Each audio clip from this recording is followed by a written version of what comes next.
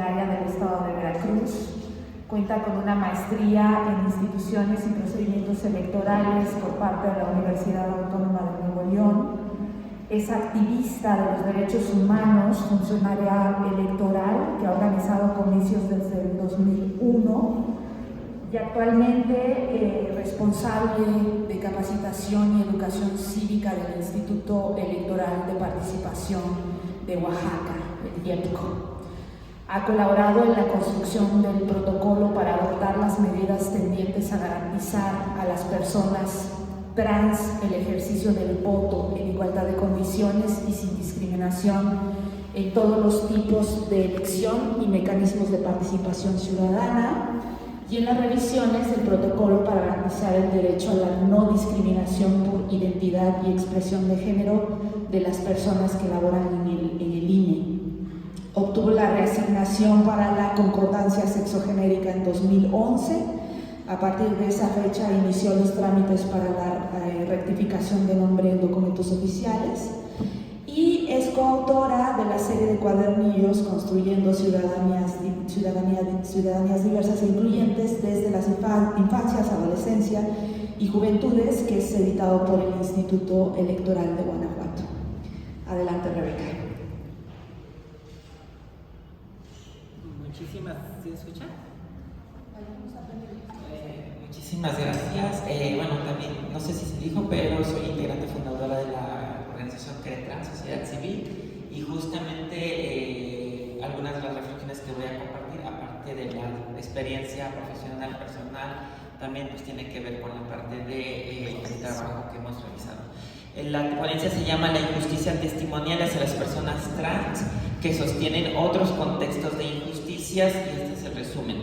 Durante el presente ensayo se abordará la injusticia testimonial dentro del contexto político electoral mexicano, en la articulación con las leyes de transparencia y protección de datos personales a partir de los trabajos de Miranda Fricker, y se enmarcarán dentro del contexto de las personas con trayectoria de vida trans, en particular a partir de los trabajos de Blas Radi y Moira Pérez, filósofos de Argentina. Se repasará conceptualmente este fenómeno, algunos ejemplos y cómo afecta en la configuración de fenómenos injustos y por lo tanto violentos a sus condiciones de vida digna. La importancia de reconocer este fenómeno permitirá identificar acciones profundas para reparar y garantizar medidas de no repetición hacia las poblaciones trans. Introducción: la injusticia testimonial hacia las personas trans. Desde años, la existencia de las personas transexuales, travestis y transgénero, llamadas bajo el concepto paraguas de trans, siempre han sido objeto de debate y de clasificación desde la ciencia médica, las instituciones jurídicas y sus correspondientes normatividades, procedimientos y leyes que han emitido y que históricamente han legitimado la exclusión, como lo han documentado desde Santistón hasta Alba Post, Rabasa y Garossi en su documento que se llama Trans. Uno de los principales problemas al que nos hemos enfrentado las poblaciones trans es que se nos ha negado el derecho a la palabra, el derecho a enunciarnos y a nombrar en primera persona nuestras experiencias y saberes, de acuerdo a Blas Radi, Políticas del Conocimiento hacia una epistemología trans. El hecho de que las trayectorias de vida trans han sido históricamente abordadas como algo inesperado o un suceso extraordinario ha tenido consecuencias nefastas en el lugar en el que se nos ha colocado dentro de las sociedades modernas, así como los procesos de producción del conocimiento. Esto lo identifica Miranda Fricker como una injusticia que se llama testimonial. En su obra Injusticia epistémica, Fricker, en el año 2017, define la injusticia testimonial cuando se producen prejuicios que llevan a una persona oyente a otorgarle a las palabras de una persona hablante un grado de credibilidad disminuida, y ya nos lo contaba Chichis con su ejemplo. Es decir, se le coloca en un lugar de déficit de credibilidad que tiene una consecuencia muy importante en la manera en que es reconocida o no por parte de la persona oyente como portadora legítima de saberes, experiencias y conocimientos, incluyendo los que atraviesan su propia experiencia humana, situada y diversa. A la injusticia epistémica, señala Fricker, le antecede una injusticia llamada hermenéutica, que identifica cuando se genera una brecha de recursos de interpretación colectivos que colocan a una persona o a un grupo de personas en una desventaja injusta en lo relativo a la comprensión de sus experiencias sociales. Este agravio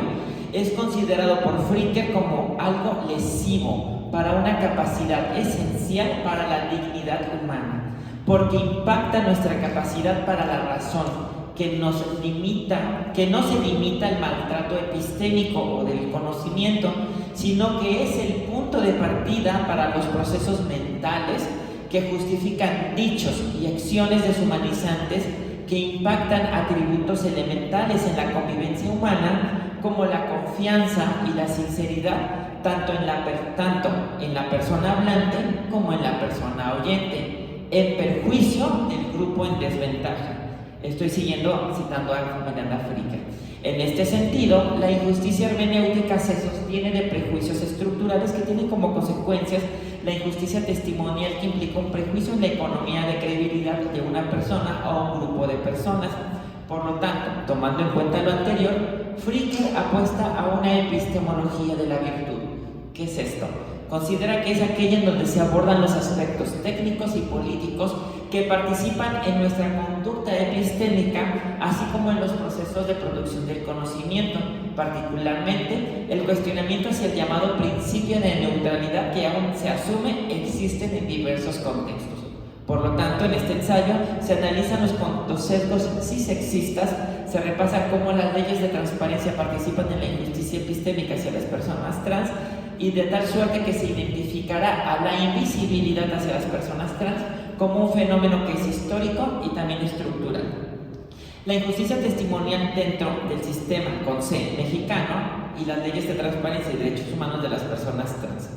Las leyes de transparencia y acceso a la información pública se alimentan de los lineamientos de gestión documental y de clasificación de archivos que están normados en la Ley General de Transparencia y Acceso a la Información Pública y en la Ley Federal, ambas vigentes. Estos lineamientos de gestión documental y de clasificación de archivos especifican qué documentos se archivarán, cómo se archivarán y cuánto tiempo se guardarán, de acuerdo al acuerdo del Consejo Nacional del Sistema Nacional de Transparencia. En otras palabras, especifican qué tipo de información se va a convertir en memoria histórica pública. Por lo tanto, la información pública se alimenta de documentos que integrarán expedientes. Estos documentos pueden ser informes, acuerdos, oficios, lineamientos, inclusive fotografías, como nos compartió Juan Jacobo al inicio,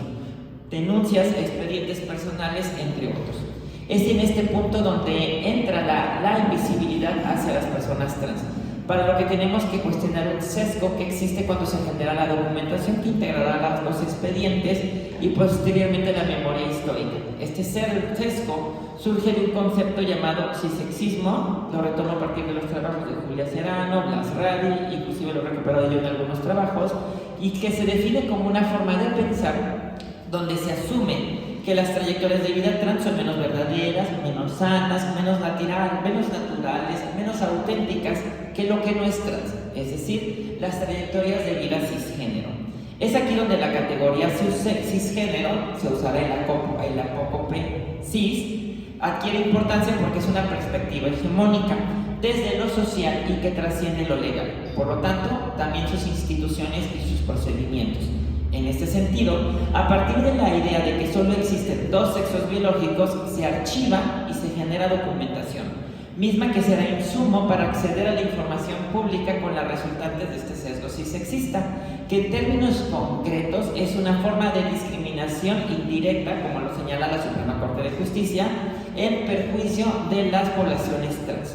El sesgo cisexista clasifica y archiva única y exclusivamente trayectorias de vida binarias y cisgénero, es decir, no trans. Sin embargo, esta información genera memoria histórica pública, de ahí la importancia de reconocer este sesgo para identificar el daño y reparar hacia las poblaciones trans. El sesgo cisexista participa en esta clasificación y archivo de información pública y produce una memoria histórica pública que invisibiliza las trayectorias de vida trans, es decir, solo documenta experiencias de vida cisgénero y binarias, y eso es violencia epistémica. Miranda Fricker le llama injusticia hermenéutica, porque un grupo social, estoy citando a Miranda, es marginado de forma estructural al participar de manera, cito, de manera desigual en las prácticas por las que se generan los sentidos sociales, cierro cita, incluyendo las propias experiencias de exclusión. Blas Radí y Moira Pérez identifican la injusticia hermenéutica como injusticia epistémica a partir de prejuicios que generan discriminación y exclusión por la categoría de la identidad de género. La injusticia epistémica hacia las personas trans implica que estas poblaciones participan poco o nada en los recursos para interpretar y dar sentido a sus experiencias, por lo que los recursos que se generan no atienden a sus propias experiencias. Pérez y Radí reflexionan sobre la injusticia hermenéutica a partir de otro concepto de Miranda Fricker que se llama la laguna hermenéutica, que es la falta de categorías para interpretar un fenómeno social, y que también tiene otro concepto o fenómeno que se llama espejismo hermenéutico, que es decir, es la ilusión de que esas categorías existen. Estas lagunas hermenéuticas generan huecos en que cómo se procesa y produce la información, pero al mismo tiempo aparenta que dicho proceso para acceder a la información pública no deja fuera otras experiencias de vida como la trans. Por ejemplo, hoy 25 de noviembre, que se celebra el Día Naranja contra las violencias hacia las mujeres, parece que se están nombrando todas las violencias, pero no se están nombrando las violencias que estamos citando en este espacio. ¿Es posible rastrear y documentar acerca de estas ausencias, de estas trayectorias de vida trans? Perdón, lanzo una pregunta. ¿Es posible rastrear y documentar acerca de estas ausencias de las trayectorias de vida trans en la forma en que se documenta y archiva la memoria histórica e institucional en México? Efectivamente es posible, y comparto algunos hallazgos que resultaron de un trabajo de investigación que realicé como parte de mi tesis de maestría del año 2016 y 2017, que se llama Entre lo trans, entre lo personal y lo político, violencias de género y participación política de las personas trans en México desde 1990 a 2016 dentro del sistema electoral mexicano. Lo pueden encontrar en academia.edu y en mi blog rebecagarza.net. En esos años realicé solicitudes de transparencia mediante los portales respectivos, en donde se solicitó información a todas las instituciones electorales administrativas y jurisdiccionales federales y locales de México acerca de diversos temas relacionados con los derechos políticos electorales de las personas trans. Uno de los principales hallazgos de dicho trabajo fue la reiterada práctica del transborrado o la invisibilidad acerca de estas trayectorias de vida. Es decir, se documentó que existe una práctica sistémica relacionada con la existencia y la facilidad con el que las voces y las historias de las personas trans son descartadas, ignoradas o subordinadas por el sistema cisnormativo al no ser contabilizadas en los censos de población, en datos estadísticos, ni aparecer en encuestas o estudios que den cuenta de la pluralidad política, o que los logros o historias de las personas trans destacadas no sean sistematizadas ni tomadas en cuenta en los registros históricos. En otras palabras, se identifica como una práctica sistémica y estructural en donde el sistema electoral se asume incapaz de sistematizar trayectorias de vida que no sean binarias o acordes a un sistema cisgénero. A partir de ese momento se empieza a documentar las consecuencias de los prejuicios hacia las poblaciones trans, producto de un déficit de credibilidad en el que participa la injusticia testimonial. Por ejemplo, en dicha investigación respecto a la pregunta sobre si tenían información sobre candidaturas LGBTIQ, o sea, se les preguntó así, el 100% de los partidos políticos en ese momento señalaron que no llevaban registros. El 44% señaló que no era requisito para ser militante, el 12% señaló que la preferencia sexual es un dato personal y privado, y el 44% declaró la información inexistente. En sus respuestas, las áreas de transparencia de los partidos políticos federales no distinguían entre identidad de género y orientación sexual. El Partido de la Revolución Democrática, el Partido de Movimiento Ciudadano y el Partido Morena informaron no poseer información sobre militancia LGBTIQ+, a pesar de haber informado a través de las mismas solicitudes de información que cuentan con normatividad y órganos especiales internos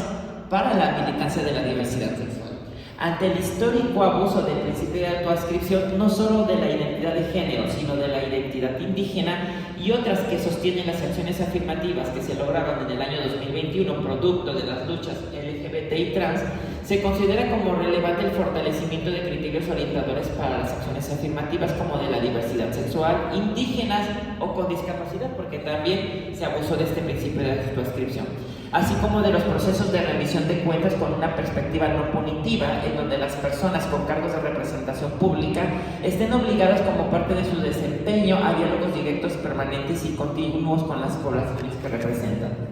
Por otra parte, continuando con los hallazgos, el Instituto Nacional Electoral o INE señaló que efectivamente cuenta con datos de personas registradas a cargos públicos, pero ante la pregunta expresa por transparencia señaló que no es posible identificar cuántas personas registradas como candidatas son trans o no. Asimismo, el INE informó que no contaba con acuerdos emitidos a favor de los derechos políticos electorales de las personas LGBTIQ desde 1990 hasta 2016, a pesar de que en el año 2003 el propio IFE había aprobado un acuerdo por la histórica candidatura de Amaranta Gómez Regalado, oaxaqueña y Mushe, y el entonces Instituto Federal Electoral, también IFE, ignoró o invisibilizó que en 2010 había aprobado el primer protocolo para la transición y no discriminación de los derechos de las personas transgénero y transexuales que elaboran el instituto y del cual se conocía porque formé parte de su impulso. El 100% de los 32 OPLES o institutos estatales electorales señalaron en el 2016 que no poseían registros o relación de candidaturas para elecciones locales y federales de personas trans, a pesar de que los institutos estatales electorales de Chihuahua, Guanajuato y de la Ciudad de México ya habían aprobado candidaturas trans previo al momento de la solicitud de la información. El 100% de los tribunales electorales, tanto de los 32 locales como el federal, consultados informaron vía portal de transparencia no haber emitido resoluciones a favor de derechos políticos electorales de la población de la diversidad sexual por no encontrar registros, por no existir sistematización o porque no se había presentado el caso según ellos cuando sí se había presentado. Tema: justicia testimonial, relación entre las leyes de transparencia y los derechos humanos de las personas trans en México. Los partidos políticos nacionales y locales, el INE y todos los institutos electorales locales, como tribunales locales y el Tribunal Electoral del Poder Judicial de la Federación, es una de las conclusiones de esta tesis, no mantienen registros o censos de candidaturas de personas trans. Esto se ha identificado como una forma de violencia testimonial llamada transinvisibilización o borrado. O transborrado. La interpretación de las leyes de transparencia y normas de gestión documental a partir de una perspectiva hegemónica cisgénero impide leer los contextos de violencia que viven las personas trans al ejercer derechos humanos en el contexto estudiado, los derechos políticos electorales como en los casos repasados. El borrado de lo trans impide generar registros históricos como las sentencias relacionadas con derechos políticos de personas trans como Diana Marroquín Bayardo en 2002 en el Estado de México y Jacqueline Barrientos en 2016, que fueron candidatas, pero no son los únicos casos. Este fenómeno de injusticia epistémica también afecta cómo se construyen o interpretan otras normas jurídicas o procedimientos, como los relacionados con las violencias de género, su atención y prevención. Las instituciones consultadas son incapaces para sistematizar estos registros y experiencias políticas que no se manifiesten bajo la norma binaria de hombres y mujeres en clave cisgénero. La transinvisibilización o transborrado es producto de visiones legislativas que impiden el reconocimiento de la identidad legal de la identidad de género de las personas trans. Exige cuestionar la importancia que se le otorga el sexo asignado al nacer como elemento definitivo para acceder a censos y prerrogativas sociales y jurídicas por su parte. También y la invisibilización conlleva la malgenerización, que nos nombren mal, que es un acto discursivo, y la desgenerización, que nos desgenerizan y es un acto performativo. Por lo tanto, el transborrado y la invisibilización son un reto para áreas de transparencia, en particular la generación de la memoria histórica pública. El sesgo cisexista es el caldo de cultivo para diversas formas de violencia hacia las personas trans que impiden el ejercicio pleno de derechos humanos y obstaculizan el acceso a una ciudadanía integral y su correspondiente participación política. En términos de género, los registros de militancias y candidaturas se registran sí y solo sí mediante la categoría de sexo a partir de un documento llamado acta de nacimiento, y esta acta de nacimiento con esto se inicia el proceso de socialización bajo ritos y símbolos vinculados a dicho sexo y que suele manifestarse como una expresión de género a lo largo de una trayectoria de vida. El sesgo cisexista asume que el sexo asignado al nacer, la morfología genital, la orientación sexual, la identidad de género y la expresión de género corren en paralelo en las experiencias de vida de todas las personas, y esto no es así. A esas experiencias de vida se le llama diversidad sexual y merecen su memoria histórica. La categoría del sexo se vuelve problemática desde la perspectiva cisexista. Una lectura cisgénero y binaria invisibiliza los avances en relación a los derechos políticos electorales de las personas trans y genera ahí sí un verdadero borrado de las trayectorias de vida trans. Es decir, a partir del reconocimiento del cisexismo imperante en lo social y que trasciende lo institucional, se identifican las afectaciones directas e indirectas en contra de las poblaciones trans por la forma en que se genera información, se archiva y se documenta. Por lo tanto, es importante revisar y cuestionar la forma en que se documenta la diversidad sexogenérica, principalmente trans, porque incide directamente en la memoria histórica, que se cuenta, cómo se cuenta y que se deja de contar. En este caso, se detecta que el andamiaje jurídico electoral mexicano es construido e interpretado a partir de posiciones corposubjetivas hegemónicas y ya concluido mi tiempo. Si hay otra oportunidad, en una sesión de preguntas, cerraría con la propuesta para atender estos sesgos sexistas y compensar la violencia testimonial. Muchísimas gracias.